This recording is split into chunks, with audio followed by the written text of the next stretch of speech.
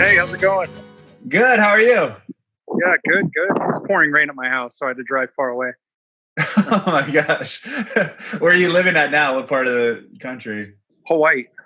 Oh, wow. That's awesome. Yeah. Very cool. Been here for a bit. Woo. That's awesome. That's really cool. Well, thanks for doing this. We really, really appreciate it. Our podcast is about your journey in the music industry and forming the Used and getting signed in that whole journey, if that's cool with you. Yeah, dude, of course. I'm happy to be here. Happy you're here too. Awesome, man. Thank you. So you guys formed the band in Utah.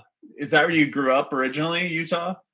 Yes, I was, it's different for everyone, of course. Everybody has a different story, but I was born in Colorado and I was raised in Utah County. And I lived in Utah County for, God, forever. Who knows how long. And the Used started in, I think it was May of 2000. That's the exact, I don't know the exact day. Bert could probably tell you the exact day because he remembers, but sometime in April or May 2000. Okay. And from what I read, is you guys kind of started at your parents' house, right? That's where you guys were jamming. No, it was confusing actually.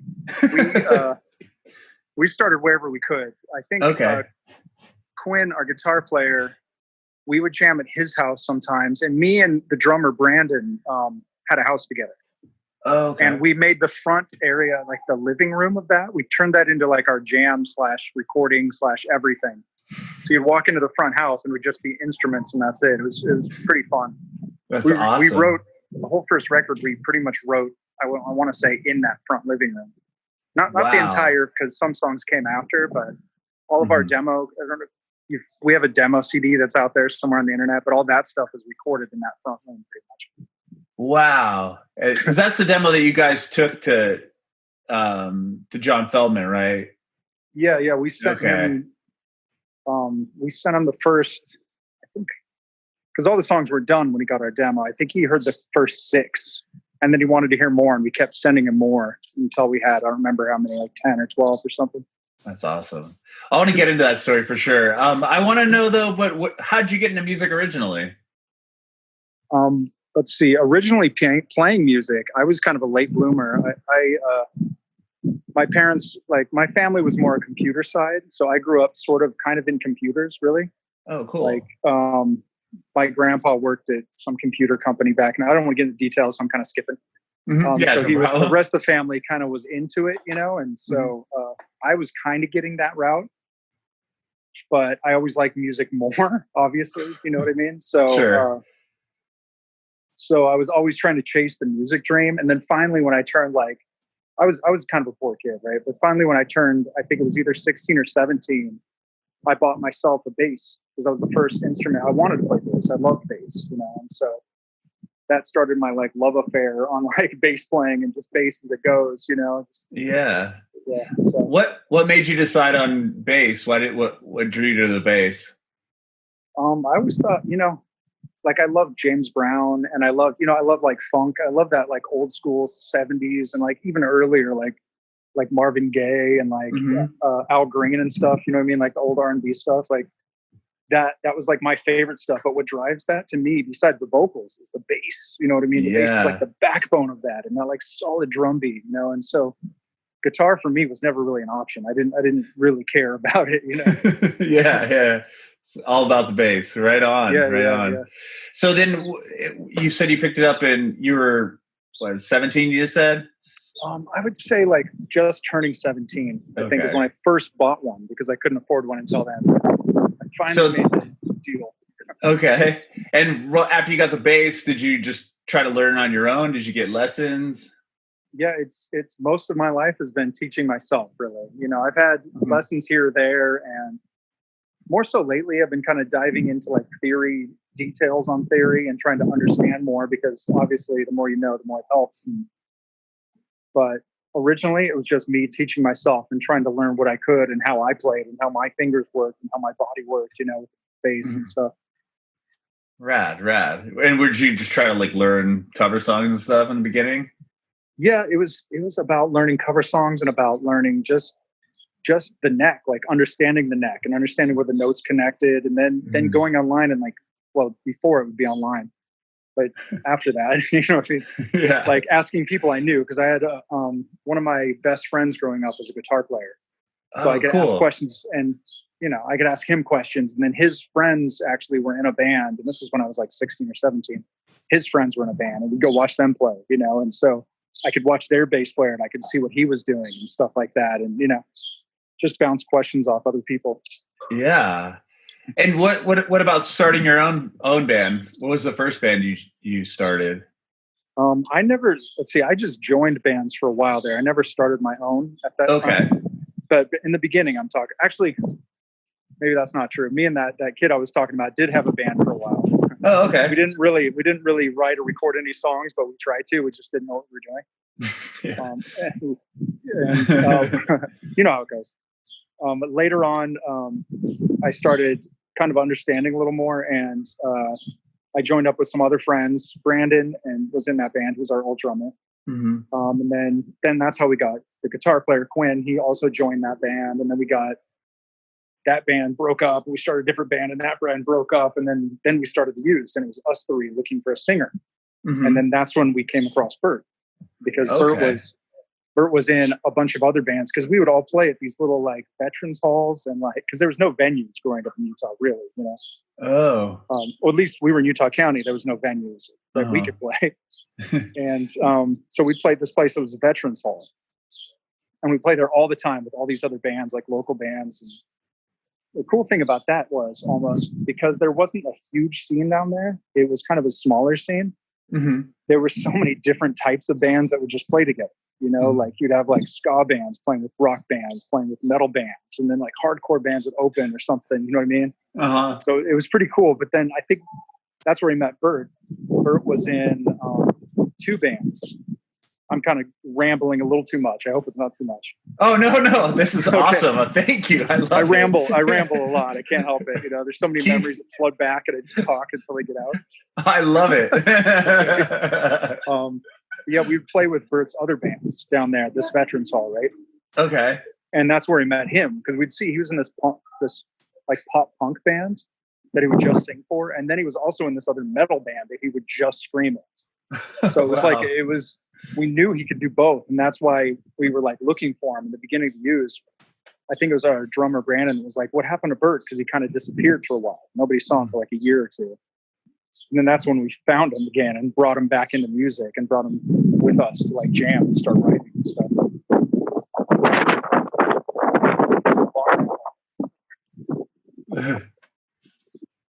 You got a little windy there. Sorry. Oh, sorry. Yeah. It's all good. I was going to wait for the wind to go before asking. Yeah. It just That's cool. It's hard here. It's constantly windy. Oh yeah. Hawaii's beautiful though. Yeah, it's worth it. Yeah, I was gonna say it's worth it. Rad. So from what I read, you guys were like auditioning people to play drum or to sing for The Used. Did you already had like music written? You were looking for somebody to come write lyrics and sing? Yeah, actually, to go into more details of that, I think we had Maybe Memories written musically. And that was the first song on our first record. I think it's the first song. It's been a while. It was on our demo. It was on our first record. But we also had another song that was like a punk rock song called The Used 801 or something, or 801. I don't remember exactly. But we were auditioning people with those two songs and then just kind of jamming with them. But nobody fit that vibe that we were looking for. We needed somebody who could do something. We wanted something crazy, because this music didn't sound like anything that we heard before. You know, we weren't trying to emulate anyone. We were just trying to come together in all of our different experiences and different musical backgrounds and whatnot. Mm-hmm. And everybody we tried just wouldn't fit. They didn't sound right. Either couldn't scream right, or they couldn't sing correctly, or their voice just didn't sound that great, you know? And I don't mean that mean against them. It's just how it is, you know? Yeah, totally. Yeah. And then that's when I think Brandon said, what happened to Bert? Let's find him, you know? And then he came and just killed it, and you guys were like, okay, he's the guy. Yeah, he came in and actually at this time I think I was I was staying at my mom's house because my mom had a house somewhere in Utah Valley. Okay. Before they moved in, I turned one of the closets in her room into a little vocal booth thing. And that's where Bert came and he just sung all the vocals in that room on that one song, Just Maybe Memories. Oh, it's wow. just dummy. He was just saying whatever came to his mind, I think. And he wrote something and it just fit so well that we're like, oh my God, this is great. Yeah. This is great. This is it. Like we got so excited. Yeah. There's a crazy shit that happened during that demo. Some wild stuff. One time, I hope you don't mind me just going off here for a minute. No, please do. Yeah. Actually, we've had pretty weird shit happen over the years. But one time, so I told you that me and Brandon had a house together in Utah Valley, right? Uh-huh. Okay, so the vocal booth there was Brandon's closet. So he had a closet, and he turned that into a whole vocal booth, just with like foam on the walls, and he had a microphone set up in the corner somewhere, you know? Uh-huh. And so Bert was in there, and I wish I remember what song it was, but he was just laying into the screams. It's like completely dark. It's closed in there. I think the only light he has is from maybe a little light to read lyrics that he had written down on paper, right? So it's like so dim in that room. Yeah. He's like screaming his guts out for this one part that we recorded. We had a little BR8 set up, like little old track recorders, you know, and we're all just in there listening. And then all of a sudden he slides the door open. He's like, what the fuck are you guys doing? Like, wait, what? It's like, what are you doing? Seriously, what the hell is that? We're like, what are you talking about? He's like, that frog thing that's in there. Like, what? And then we slide it open and peek in because it's so dark in there you can't see. We slide it open and peek in, and this huge bat comes flying out like at all of our faces. Oh my! Like a live bat was in like your house? Bat. Well, I say huge, but huge in like American bat terms. It wasn't that big. It was like the size of your hand, you know. But still, flying out, and it's like all fluttering in our faces and stuff. We all ran out of the house. So like, what's going on? Oh my gosh, that'd be terrifying. Yeah, and he was in there screaming right at it. It was right next to the mic. And so the whole time he's screaming, and I think it must have because, you know, bats are all sonar, maybe that it was screaming so much, it was kind of disorienting, you know, unfortunately. Oh, sure, yeah. So it wasn't moving. It wasn't moving until he left, and then it started freaking out and flying around the room. And oh my gosh, that is crazy. How'd you guys get it out of the house? Just try to shoot it out? I got it. I think I got it. Leave it to the vegan. I think I threw. I don't remember. You know, we had a plan. It was all of us outside coming up with a plan. Like we drew a map and we're going to run in the house and someone's going to throw a shirt over it. And I don't remember exactly who grabbed it, but I think I was the one that let it go. I can't remember exactly. Actually, it's been 20 years or something. That's so funny. Yeah. How crazy. So Bert joins the band. He crushes it in the audition, and then you guys start writing what became the demos. And so tell me what happened next. So you have some songs together. You write the demos, and then how do you get it in, you know, John Feldman's hand, and how did that all kind of take place? So for that, I'm going to skip back a little bit ahead. So we started a little backwards, not ahead, I guess, but we were jamming these demos. We were writing songs, and we started playing shows. Okay, there was a couple venues that were open, and we didn't have that much money. Like I said before, we really didn't have. I don't think we had cars. I don't think anybody had a car at that time. I walked to work, and I lived decently close to work, from what I remember, like a walking distance, you know. Mm-hmm. So that was fine, but we couldn't drive to play shows that were too far away. You know what I mean? Yeah. So either way, we started figuring it out. We started having a couple shows here and there. That's right. I would borrow my work van. Don't tell them. They probably won't know. We're probably not even around anymore. But I'd steal my work van at night while they were closed because no one was there and I had the keys to it. And we'd load the gear in it and take it to like whatever venue. That's awesome. But we were doing that. But at the same time, every venue we played, we'd get kicked out of. Like there'd be the very first show we played, someone got their front teeth knocked out. Which there's a longer story to that, but I don't want to get into that one. Actually, that's a crazy story. Gosh! But kid got his teeth knocked out, and then all of a sudden our band was too much of a devil band or a hardcore band or something they'd say, and we couldn't play there anymore. You know? Oh, sure. Next show, some kid broke both of his legs during the band after us, and they still blamed us. That wasn't our fault. Because we're the only if you listen to our demos, you can kind of tell at that point in time, we were all like hardcore kids, really. Like we wanted to be a hardcore band. We just weren't that heavy. We couldn't figure out that heaviness because we had all these different influences that kind of lightened us up a little bit. But Bert would just scream the whole set pretty much. So it would just be him screaming and throwing up and blood would be everywhere. And so ultimately that's why we got kicked out. It was like we were playing with like pretty Utah bands or like pop Utah bands. And then we'd come in and it'd be a mess of blood and throw up and screaming. And they're like, no, you guys can't do this. Oh man. But so getting to Feldman, later on, I think it was me and Brandon that first met him. We went to a Goldfinger show that was at, I don't remember exactly where it was at, but we met him there, honestly, and waited for him to come backstage, said hi to him, said we're recording some stuff. Oh, that's right. One of our older bands, we gave him a CD for. That's what it is. Oh, okay. I think we had a demo tape, like an actual cassette tape maybe, that we gave him. And he wasn't super into it because it was terrible music, but we met with like his A&R guy too, because we came out to California at some point. We were pushing this band. We've always tried to push it, but we were out there in California, and the producer, his manager, I can't remember, so I'm kind of fucking the story up, but that's okay.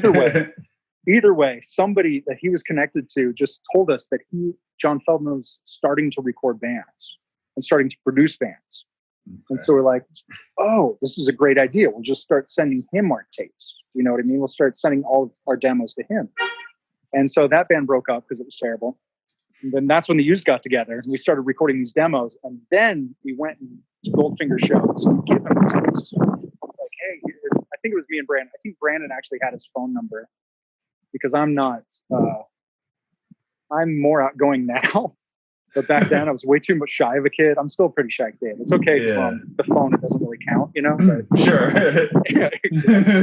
But I'm a pretty shy kid ultimately all around. So back then I couldn't talk to anybody, let alone whatever. I tried to give him a demo tape, but just took some guts. We did it.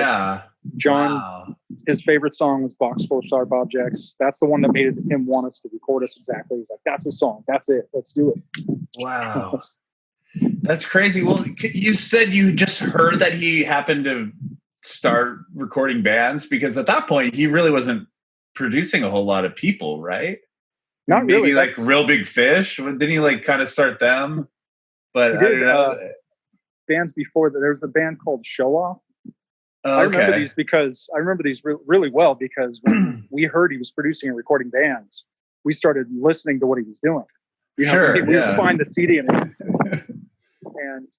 I mean, it seems weird. I was almost a little skeptical at first because it was all kind of pop punk. There was Show Off. It was Mess. I think he started. Oh yeah, he did Mess right. Okay. too. Yeah, okay. And there was another band that I can't remember off the top of my head right now, but it was all kind of that pop punk style, which is cool. Yeah. If you listen to the Used and you listen to that kind of pop stuff, it doesn't fully fit, but it kind of does, So sure. Yeah. Wow. So that he just ended up calling you guys back and said, hey, I want to work on the record. I love Box of Sharp Objects. And then you just went to LA and recorded the record. Like, how did that? Yeah. We thought it was a joke. You know what I mean? So he said, I think at this exact time me and Brandon together were at the airport, and Feldman called him, and I could see that his face was getting red and he was like fainty looking, because we're like, this is our life. This is all we want to do. You know what I mean? Do music. And then Brandon gets off the phone and he's like, yo, Feldman just called me. He said he's going to fly us out next week and we're going to try and record some songs at his house, and he's going to try to get us signed. And we're like, what? We're freaking out, what I mean? Like, whatever. And then finally it happens. He flies us out there, and funniest stuff ever. We think it's going to be a prank. You know what I mean? We're walking up to his house and we think that we're going to knock on his door. I think it was around Halloween time too. Actually, it is around Halloween time because there's pictures from it. Okay. But yeah, we get to his house and it wasn't a prank. It turns out it was cool. He wanted to record us. He really wanted to do it. It was a wild time, man. And then from him producing that first record, like, how did you guys get signed to Reprise? And like, was that all done after you had recorded with him? It was that. So that was even more crazy. So we had two managers at that time in the very, very beginning, right? Mm-hmm. John Reese and another dude named Paul Gomez. I think John Reese was pretty much the main manager. He was our manager for like 10 or 15 years. John Reese was. And he was an awesome dude. John Reese of probably so, yeah. Project Mayhem. He did all those festivals. Taste of Chaos. Yeah. Yeah. Okay. He did that with us. Yeah. Okay. Wow. Okay. So his name. Yeah. That's the name I was thinking. Okay. And Paul Gomez worked with Hurley. I can't remember what he did at Hurley exactly off the top of my mind now, but marketing, I can't remember. But anyway, they kind of like, I think we had to. Because, there's like toes you don't want to step on in the beginning and certain things have to go a certain way. And Feldman was bound through another record label, I think. And I could be quoting this completely wrong. So don't personally, don't hold this on me if I'm wrong here. But this is what I remember. Okay. He was supposed to go through a certain company first.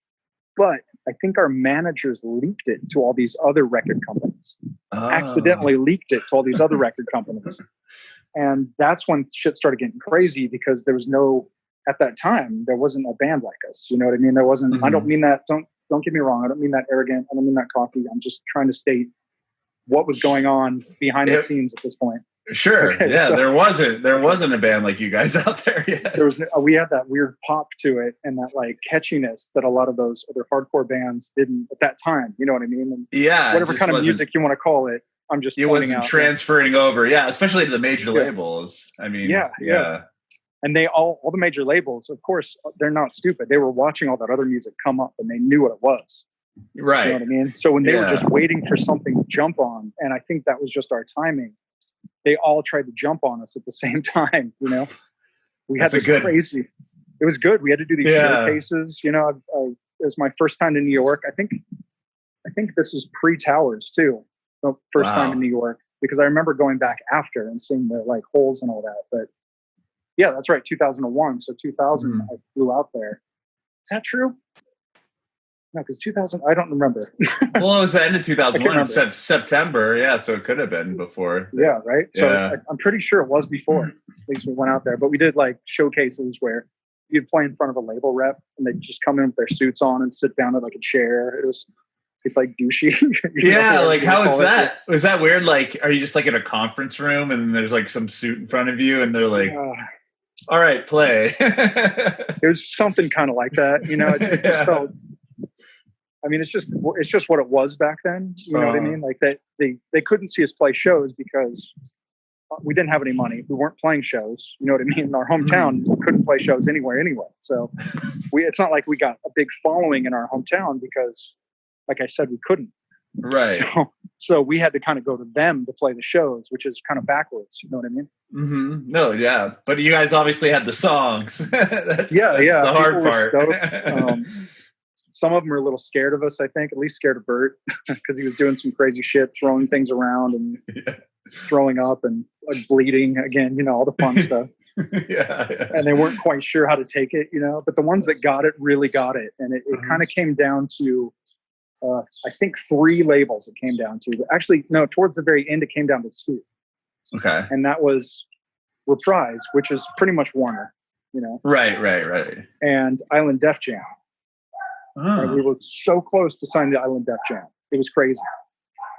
But in the end, we signed straight over to Warner. And it was crazy that we did that because, I mean, like I said, we were like broke. We were like poor kids, you know what I mean? So we were growing up like that. And all of a sudden we have these like labels taking us to do things. Oh, yeah. Like, the label took us skiing and snowboarding up in the mountains. The Island Def Jam shit. It's like sign with us. Come on, we'll take you skiing, Yeah, like they're trying to like woo you guys, like wine and dine you. That's awesome. That night when we were in Sundance or whatever it was, somewhere in Salt Lake, Sundance, something like that. we had to sign to Warner Brothers that night where we're in the hotel room with I'm a Def Jam. I think they found out about it because the next day they were so mad at us. Oh man, they didn't say anything. Awesome. They didn't say anything. They were just kind of like, we could tell something was up. That's funny. What made you decide to sign to Reprise Records? Just that they just offered you a better deal? Oh, my dog showed up. Hold on, check this out. Ricky. Oh, that's a cute dog. Is that a? Thanks. That's a dachshund. Dachshund. I was going to say, it's a little wiener dog. Yeah. That's awesome. We actually, my family we adopted a dog during the quarantine. So we adopted a little dog like right when it kind of started. So my two kids are like stoked on it. Yeah, that's great. It was like perfect timing. Yeah, we're all here, so he was able to break the house in a little bit, and it's great. That's awesome that you have a dog with you. Yeah, love it. My dog. That's so cool. So you guys signed to a major label, and then like you get signed to a major label, and then what? Like at that point, do they start like putting you on the road with bands, and are you like, what was the next thing that happened for you guys? They kind of like catapult you guys. It was crazy because, like I said before, we didn't have much money. Obviously, I mean, I'm reiterating this because we came from nothing, pretty much. Like our fan base. We were actually. It was interesting. We were building this fan base from just like mp3.com and like other weird websites that weren't popular, but they were kind of getting this popularity to them. We were actually building like an internet, pre-internet or whatever you'd call that fan base, at the beginning. So because we didn't have cars, part of the signing deal was they were going to help us with a little bit of touring support, kind of because we couldn't afford anything. We couldn't quit our jobs. We couldn't, we needed something. Oh, we got trouble. Another dog around. Yeah. I gotta tell him who's boss. He's 11 and he's still the boss. Oh my gosh, yeah. The alpha dog. So we ended up using that money to buy an RV. And before this, we did do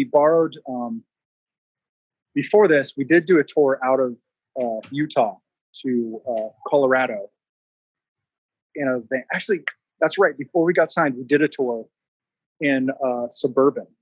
Oh, okay. So we did this we were lucky because we got to skip certain steps. We never went to a van, but we did a tour in a Suburban, and then we did like 2 or 3 years of touring in a RV. Oh, okay. And an RV is hell. I'd rather go to a van than go to an RV after doing it for 3 years. Really? Even with the beds and everything in there? No, because if you have like 6 or 7 people trying to sleep in the RV, hell. And we wouldn't get hotel rooms. Everybody would get hotel rooms. We just had to try to find a place to sleep. Yeah. Like front seat was the actual place to sleep. There was no like. So it was pretty much the same thing as being in a van, except for they get hotel rooms. We didn't. Oh. And actually, a bottle of vodka fell out of our. We had a freezer. It was sort of against the wall here. The freezer. Let's see how to describe this. We were driving down the road this way, and we tilt like this because it's a wonky RV. And the freezer flew open, and the bottle of vodka flew out and hit there was like a carbon monoxide detector. It flew out and it broke on that, right? And it shattered on that. So at random times at like 4 in the morning or 3 in the morning, that thing would go off for like hours. It would just start beeping and beeping and beeping. And this is when we started getting like a hotel room or 2. I think we'd get 2 hotel rooms a night. And so like 4 or 5 people would just go in there and sleep. But I like being alone, so I'd sleep on the RV. Waking up 4 in the morning with a hammer too, just like bashing that thing in every morning. Oh my god! That thing was hell, man. There's so many crazy stories.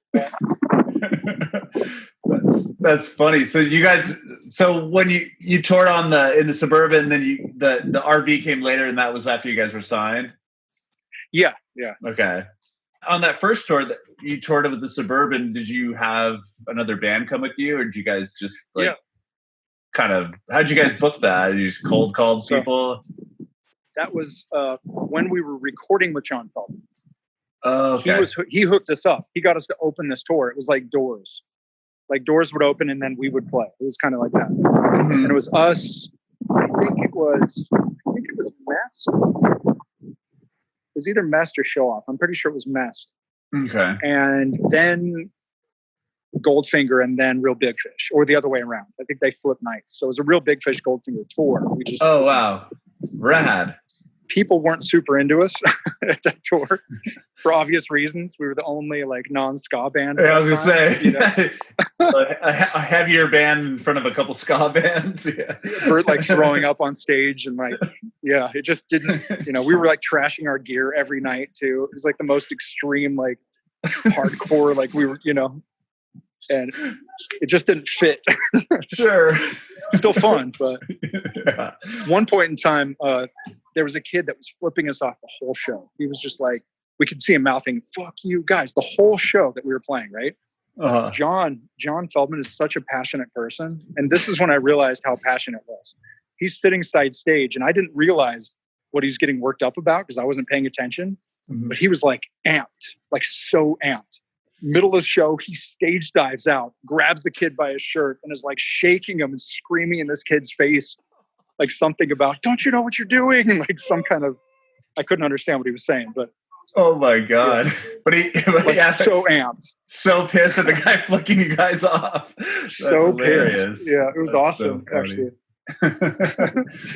So you guys, but you've been with John Feldman he's almost produced every one of your records, minus a couple, right?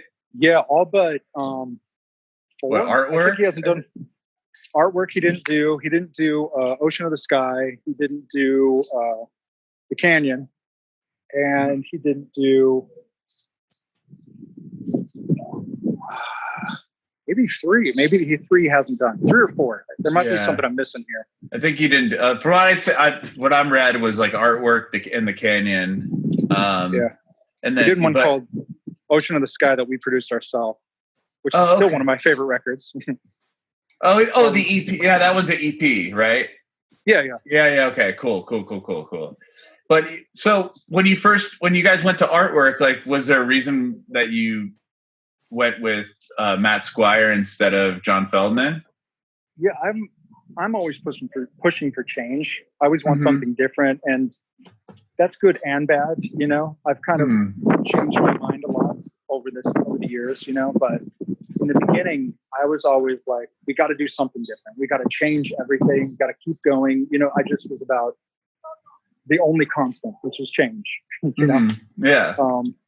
And I've always wanted to go to a different producer. I always felt like things were, what am I saying? Me and Feldman have a very different outlook on music and outlook on sounds and things like that. And for me, it was not what I liked. And so I took it personal, and years later, I'm looking back at myself thinking I'm kind of a bitch.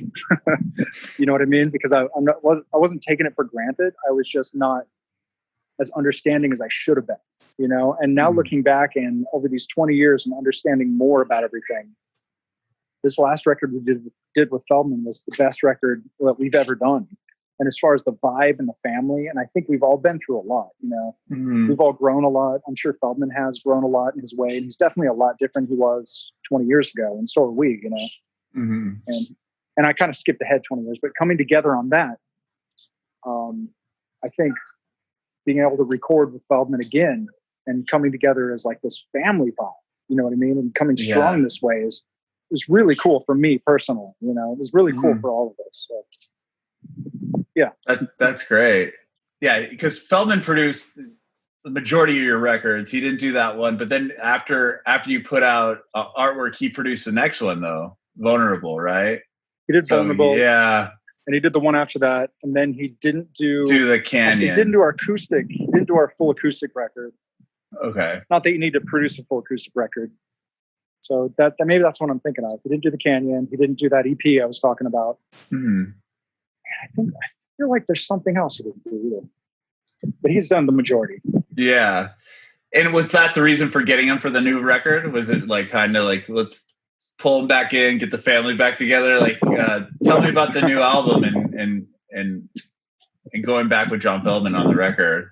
Yeah, coming back. So to skip a little bit backwards, The Canyon was a long record.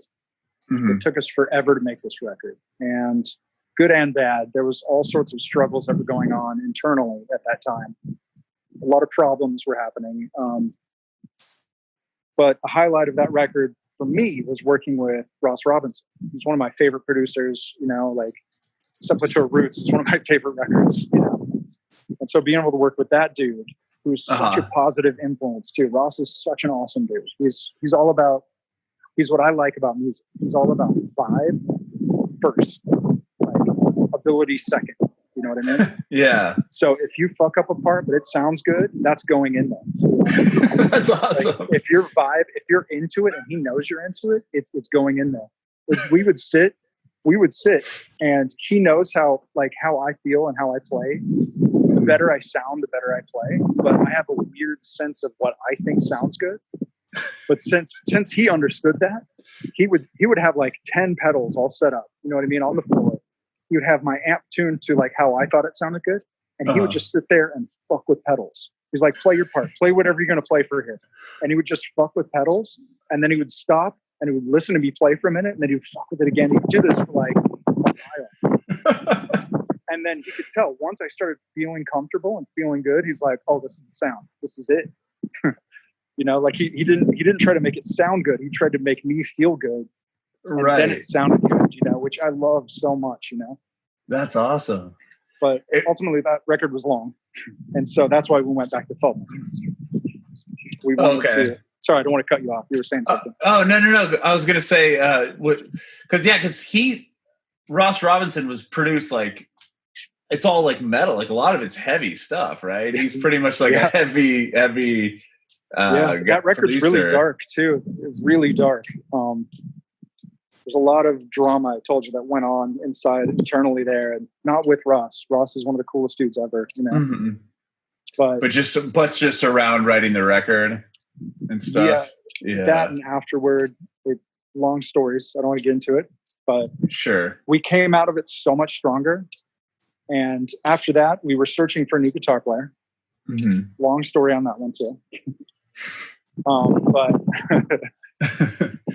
so we went and we're searching for a new guitar player. And so we found Joey, who's now the guitar player for The Used.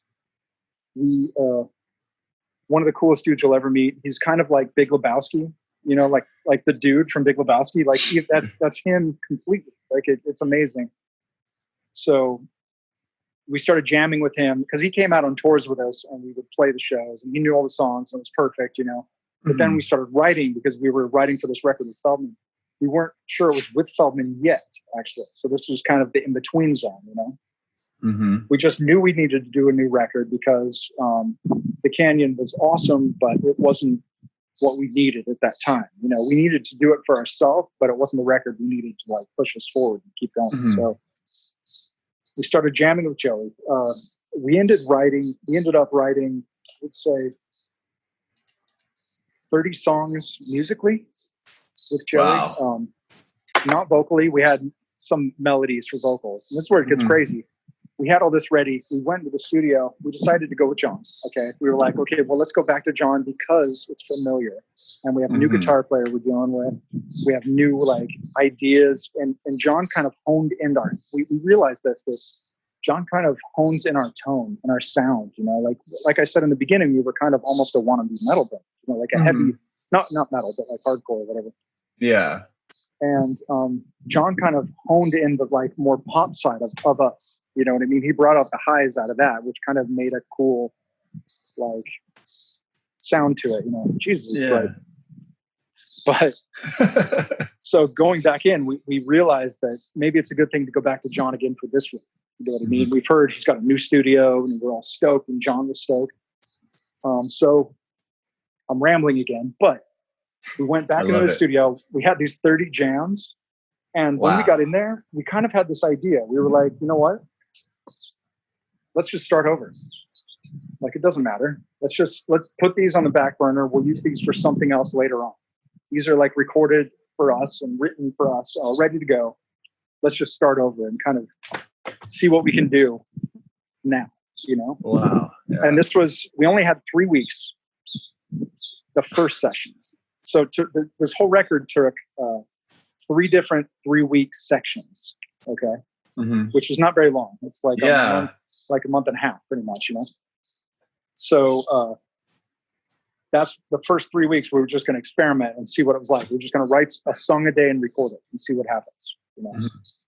And I think some of the best stuff came from that first 3 weeks. That's where we got, I'm forgetting titles right now. Cathedral Bell, I think, was one of the first. Oh, wow. So was Paradise Lost and Blow Me. I think those might have been all 3. No, actually, Blow Me, I think, was on the second session. 3-week session. But yeah. Wow. Kind of. And even so that record, but so you had 30 songs, and then you scrapped them all. So none of those songs made the record. Yeah, you guys just rewrote everything. You started from scratch. Yeah, those are all in the back burner. We're saving those for another day, and we just started over, doing pretty much a song a day, sometimes 2 songs a day. And in the end, and we didn't record everything together. It was kind of like we would get together, somebody would have an idea, we'd record that idea, and then we would put like dummy drums to it or something really quick. Mm-hmm. And then we'd kind of build off that song and build off that idea to make the song, you know. And then from there, somebody could either keep working on, like Bert would go into work on lyrics or work on vocals and start writing some lyrics down. And from there, either we could do drums, like start recording the real drums, or start recording the guitar, start recording real bass. And Feldman had like 2 different sections. So if somebody was working on something here, somebody could work on something in a different room. Oh, you know? Wow. Yeah. So things really, I mean, his engineers that he has right now are so awesome. Honestly, they're the easiest people to work with. It was such a pleasure recording at his house this time because of everybody around him, you know? Yeah, that's amazing. And you guys are still able to come out with 16 songs, like 16 awesome songs. That's crazy. There's more too. There's more we didn't put out. I think there's my gosh. Somewhere between 6 and 10 that is still on the back burner. We're not sure. Plus the other 30. Got like 3 albums left. 3 albums of material still to go. That's what we always do, though. We always have a lot saved, and they either get lost or they don't get released, or who knows, you know? Yeah. I mean, Listening, the song called Listening, which is on our second record, that's the second song we ever wrote. Really? So that song which should have been on the first record, we just lost it. It was on a tape somewhere. That's or it might have crazy. been actually, yeah, I think it was second or third song. It was somewhere in the beginning. But. Wow. Well, the new album, you guys have, you know, Travis Barker's on it. Mark Hoppus sings on one of the songs. Caleb from Beartooth. Yeah, I mean, sorry, I couldn't remember the band name off the top of my head. You're good, dude. But yeah, dude, I mean, like, how were those just like friends? Like, how were you able to? Obviously, I mean, Feldman has worked on the Blink records, but I mean, having those guys on the album, was that pretty cool to be able to work with them? Yeah, we've known. So Jason from Fever 333. He was on the record as well. Oh, okay. We've known him for years too, from Let Live, obviously awesome band, and Fever was of course an awesome band. And we've known the Blink dudes, like, I wouldn't say we're personal friends. Maybe now so, since we've been recording with them and playing whatever. But yeah, you've probably been around them for 20 years. We've been around, yeah, that's what I'm saying. Blink. One of our first tours we did was with Boxcar, so we were with Travis back then. Oh yeah, you guys were on that only Boxcar Racer tour, weren't you? Yeah, you played. I live in San Diego, and I saw you guys. Okay. You guys played at this like teen center that probably holds like 200 people. And I remember my buddy somehow got tickets for us. I don't know how he was able to do it, but yeah. Is that the one where I forgot that you guys opened? Yeah. Is that the one where we broke the chairs, the bleachers in the front, and they had to push the barricade back like 200 feet. Was that different? No, that's different. This place probably isn't even 200 feet like long. Okay. It's super small. That's awesome. It was like it was like this little teen center. I mean, bands would come through there when I was in high school, but it's like probably 200 cap, 250. And it was so cool. It was, a Boxcar just happened to do like these little small shows in certain areas, and you guys happened to open it. Was like, I forgot about that. They were huge for us at that time. Yeah, but still, like, wow. Yeah, so you've known them for a while. So having them on the record was pretty cool. Like, it was awesome. Honestly, I mean, Travis being able to put bass to like one of Travis's drum tracks, it was incredible. So much fun for me. That song that he's on is my favorite bass song on the whole record too. So really made me happy. That's awesome. That's really cool. Yeah. And Mark Hoppus, the song we did with him called The Lighthouse is my favorite song on the whole record. So that one is fun. Rad. Yeah. I can't wait to play it live if we ever get to tour again. I was just going to ask about that. So you guys just put this record out, last month, 2 months ago? Now we're in June, right? Yeah. So like a couple months ago. And now we're in quarantine. You guys put it out. You put it out when we were in quarantine, right? Right in the middle of it. Yeah. 424. That was the date. Was that weird? Be 420, but 424 I ended up being it. Oh, didn't fall. Didn't fall on a Friday or something. Damn. It just kind of worked out that way. It was like we could hold off and not release it. Yeah. But we kind of built up so much around it. We did this tour before it came out. We were playing Blow Me Every Night. Mm-hmm. And when Paradise Lost came out, we started playing that every night. So we're playing 2 new songs, We were building all this hype for it, getting really excited and talking about it and doing interviews. And then quarantine happens and we don't know what to do. So we're like, you know what? We're just going to release it. That's just what it is. It's just how it meant to be. And this way people get to sit and listen to it. They don't get distracted by unless they're watching news all day and being scared, then they're probably distracted. Right. But they can actually digest the album, and then when you tour on it, they're not going to all be new songs anymore to people, or not the new songs. Like people will know them. Totally. That's cool. Have you done anything? Like, are you guys doing those Instagram live videos or any of that stuff? I'm not really. I'm not a big.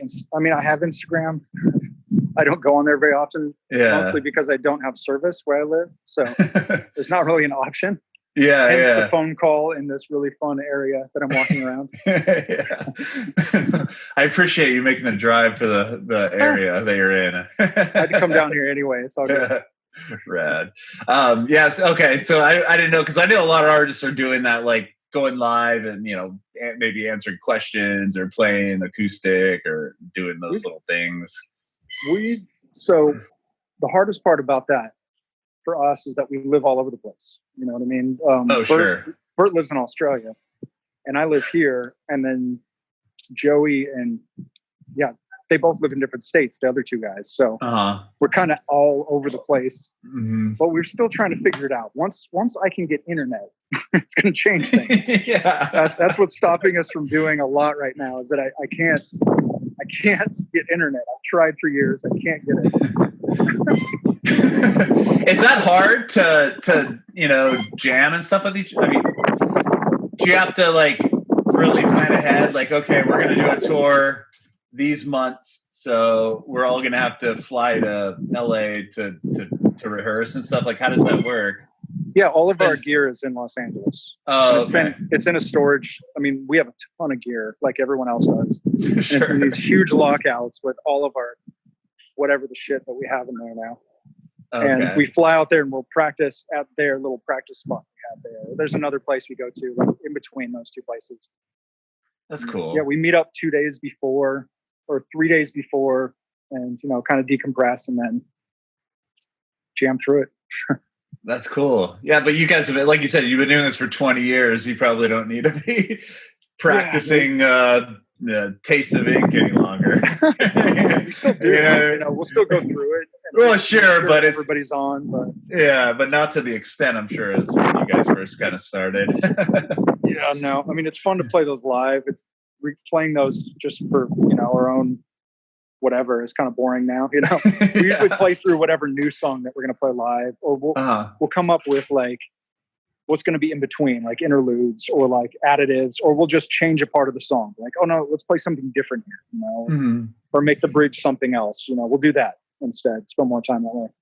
With 8 albums of music, I mean, 8 studio records plus your EPs and everything else, like, is it hard to come up with a set list? Yeah.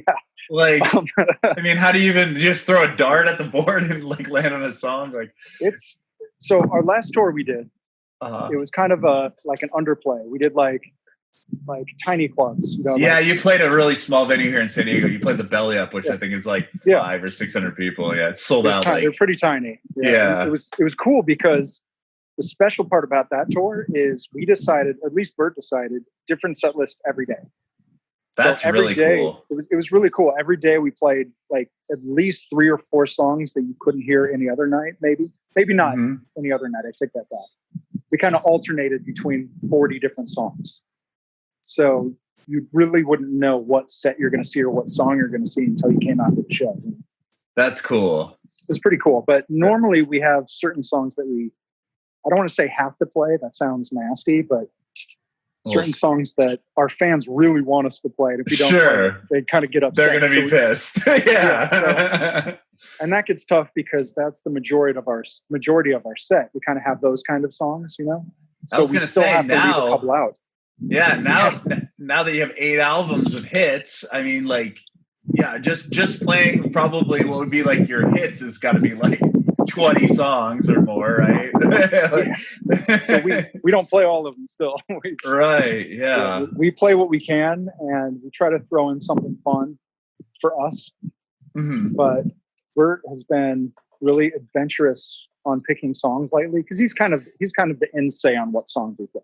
Ultimately, you know, and he's been really adventurous on adding different songs in. So I think on this next tour, it's going to be pretty interesting, you know, to see what's going to happen. Definitely be a couple new songs, maybe 3 new. That's what I'm thinking. Rad. So once everything opens back up again, you guys have a tour plan or going to plan a tour for the new record? We want to. Yeah. You know, it's. No, everyone's too scared, supposedly, to start touring. Obvious reasons, you know. Yeah, they don't want to get sued or something because somebody makes up some story about, you know what I mean. Yeah. I got sick at your show. It's your fault, you know. It's like, okay. I know. That's exactly. Yeah. I saw today that a lot of the festivals I thought they were going to happen in like October, November, and just all got kind of put off today. We still have tours that are on hold for, like 3 tours, I think, that we're on hold for if they happen. Oh my gosh. That's crazy. That's so crazy. A lot got pushed to next year, and I think that's just what it is. I think this year is just going to be a touring year. Yeah. Which is scary for obvious reasons, you know. I know. Bands aren't rich. Sure, yeah. I mean, how would you guys feel? Like, I did see, like, here in San Diego, we did. They held like a drive-in concert. I heard about it. I heard it was terrible sound. Oh, was it? A lot of people complained about it, at least. Yeah. I mean, they were excited to see the show, but then they had to sit in their car. Sure. Yeah. So would you guys be like, is that something you guys would be up to do, or would you want to just wait for the live club gig? I would be down for anything. I just don't think it would be affordable for us to do it. You know what I mean? Sure. Yeah. Like, I don't think we could afford to play the show because flying us together to get our gear to drive. I mean, it costs so much just to put a show on that. Yeah. You know, and we would still do it. We've done tours to where we break even like all the time, actually, you know, because we'd rather be touring and rather be having fun than not touring. Right. Usually when we go to Europe, that's how it ends up. It's just how it is. But you know, yeah. I know it's this way for a lot of people, but for us, it's not about the money. You know, obviously we do need to pay bills. Sure. It's not the 70s, you know, bands are just, you know, we're still the same people. Right. But, you know, we would still play the show, even if we lost money. We would still play the show if we could we would still do it. Right. Yeah, it's a wild world right now, unfortunately. But hopefully it all lets off soon, and you guys can get back to touring and doing your thing. I think so. Honestly, I think so. I think a lot of people are scared. Yeah. And a lot of the facts of what's going on are kind of confused. Yeah. What do you do? Yeah, we'll just have to wait and see what happens. Well, yeah, we're all just gonna sit here and hold our breath and wait and see what happens. So, well, Jeph, thank you so much, man, for spending the time to chat with me today. Like, you've been so cool. I really appreciate your time. Dude, no worries at all. Thank you, man. I needed this. So thank you. Thank you. I have one more question for you. I want to know if you have any advice for aspiring artists. Yeah. Right now is so awesome. You guys don't even know. You have easy access to internet, easy access to Jesus, man, you can learn anything off YouTube, life is so easy right now, and that makes it difficult and that makes it awesome. So difficult, one, because everybody knows that life is so easy. All you have to do is go on the internet and you can look up anything, you don't even need a label anymore. You get big off YouTube, you're still doing it, you're still writing music and putting it out there. So my personal suggestion is to go inside yourself. You know what I mean? Like, sit there, learn your instrument, take it in, learn how you're going to play it and how you best can express yourself with that instrument, and whatever kind of music or songs you're writing, you can do it all yourself. GarageBand, whatever. It doesn't sound as good as Logic or Pro Tools. It still sounds good. Record yourself on GarageBand, it's totally awesome.